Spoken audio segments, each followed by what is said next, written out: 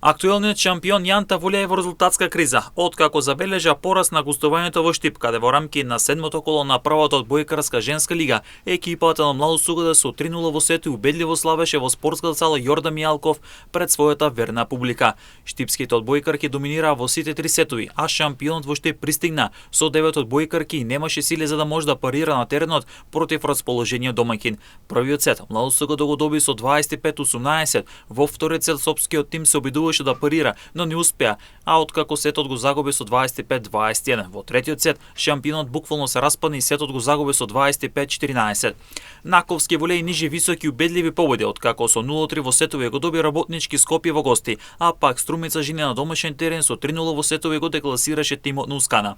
Уште две убедливи победи беа забележени, откако Фитфан волеј загуби од новиот прволигаш Белистер волеј со 0-3, а пак Газели волеј со 3:0 во сетови го доби тимот на Вардар М. На врвот е Наковски волеј со максимални 20 бодови на своето конто, втори Работнички со 18 бодови, трете Газели волеј со 15 бодови, на четвртото место е Штипски Младост Сугода со 14 освоени бодови. На ното од табелата без бодови се Фитфан волеј и Ускана.